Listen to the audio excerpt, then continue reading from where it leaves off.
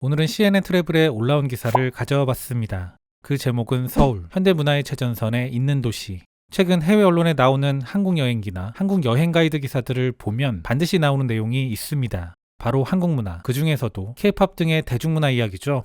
몇 년 전까지만 해도 잘 구축되어 있는 IT 인프라 같은 부분에 좀 더 비중을 뒀었는데요. 최근엔 그러한 부분들은 그대로 이야기하면서도 대중문화 쪽에 더 비중을 싣는 그런 변화가 보입니다. 이러한 기사들은 서구권에 소위 힙한 느낌을 주는 한국의 국가 이미지를 형성하는 데 기여하는 부분이 있겠죠. 또는 반대로 서구 대중들이 받아들이는 한국의 이미지를 반영한 기사라고도 해석해 볼 수 있을 겁니다.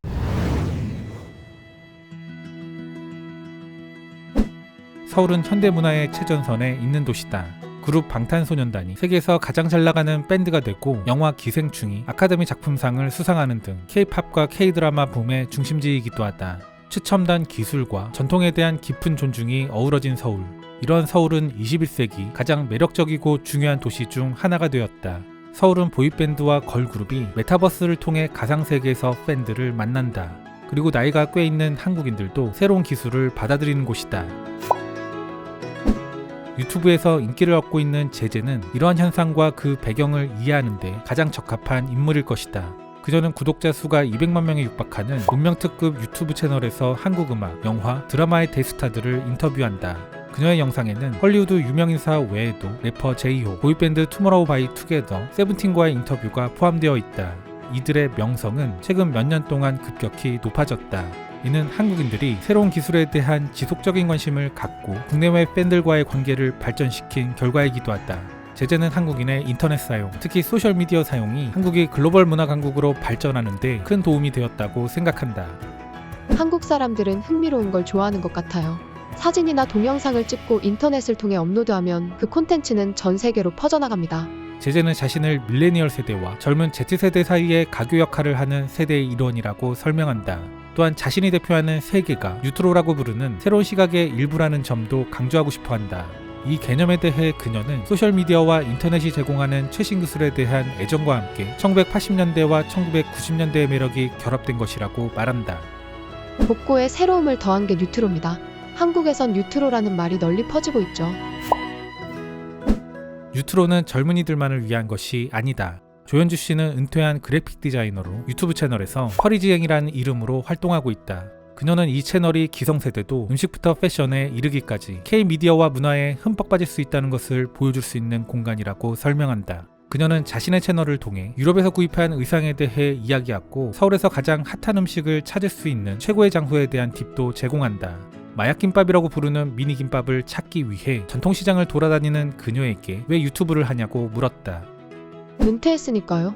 무언가를 한다는 건 어려운 일이지만 저는 새로운 삶, 새로운 시작을 원했습니다. 허리지행은 음식 팁과 인생 조언을 전하는 것 외에도 유튜브를 통해 젊은 시청자들에게 자신이 깨달은 인생의 교훈도 전하고 싶어한다. 젊고 장난기 넘치는 60세의 그녀는 한 가지 핵심 메시지를 전한다. K-쿨을 유지하는 비결은 항상 새로운 것을 시도하는 겁니다. 그것이 엄청나게 매운맛의 김밥을 먹어보는 것, 완전히 새로운 의상을 입어보는 것 같은 비록 작은 것이라도 말이죠. 서울의 전통 목욕탕과 사우나에도 신구 문화가 잘 어우러져 있다. 도시 곳곳에 있는 이 시설들은 한국인들에게 재충전의 기회를 제공하고 더 넓은 커뮤니티의 일원이 된 기분을 느낄 수 있게 해준다. 찜질방으로 알려진 이곳은 고급 스파가 아닌 하루의 피로를 풀기 위해 머무는 대중적인 장소다. 규칙은 여러 가지다. 일반적인 옷차림은 허용되지 않고 모든 사람은 탕에 들어가기 전 몸을 깨끗이 씻어야 한다. 이곳은 비누 이외 일반적으로 세면 도구는 제공하지 않는다. 찜질방에선 전용 스크럽제와 수건을 판매하는 경우도 많다. 이 한국의 오락거리는 원초적이다. 물과 불을 이용해 하루 동안 쌓인 노폐물을 씻어내고 각질을 제거하며 경우에 따라선 매콤하고 뜨거운 음식을 먹기도 한다. 탕 안에 들어가면 완전한 탈출감을 느낄 수 있다. 찜질방이 현실에서 벗어날 수 있는 가까운 탈출구라면 서울을 감싸고 있는 고층 빌딩을 막 벗어난 가까운 곳에도 비현실적인 공간이 존재하고 있다. 남북한의 경계를 표시하는 비무장지대는 도시 중심부에서 불과 몇 마일 떨어지지 않은 곳에 있으며 이 지역의 지정학적 상황을 극명하게 보여준다. 한반도는 20세기 중반부터 두 동강이 났고 지금도 세계 강대국들 사이에서 벌어지는 분쟁의 진원지가 되고 있다. 비무장지대는 160마일에 걸쳐 펼쳐져 있으며 폭이 2.5마일에 불과하며 인간의 땅이 아니다. 공동경비구역은 미군과 한국군이 주요 기지를 유지하고 있으며 지난 2019년 트럼프 전 미국 대통령이 김정은 북한 국무위원장과 회담한 곳이기도 하다. 1950에서 53년 한국전쟁 이후 남과 북은 여전히 엄밀히 말하면 전쟁 중이기 때문에 이 지역은 엄격하게 보호되고 있다. 미군의 존 펄 멀리건 중위는 말한다. 이곳에서 근무하는 것이 매우 초현실적으로 느껴집니다. 멀리건의 말처럼 서울과 이렇게 가까운 곳에 국경이 존재한다는 것은 기자에게도 비현실적으로 느껴졌다. 테크놀로지에 능숙한 아이들과 미래지향적인 풍경이 펼쳐진 한국의 도심에서는 이런 현실이 존재하지 않는 것처럼 느껴질 수 있다. 하지만 미사일 실험과 전쟁의 위협도 결코 멀지 않게 느껴진다. 이처럼 한국인의 삶에는 여전히 불안 요소가 존재한다. 만 18세에서 28세 사이의 모든 남성은 의무적으로 병역을 이행해야 하며 예외는 거의 없다. 방탄소년단 멤버 진은 2022년 12월에 입대했으며 또한 방탄소년단 멤버 7명 전원이 입대할 예정이다. 아시안게임 우승으로 군복무를 면제받은 축구 스타 손흥민도 기초군사훈련은 받았다.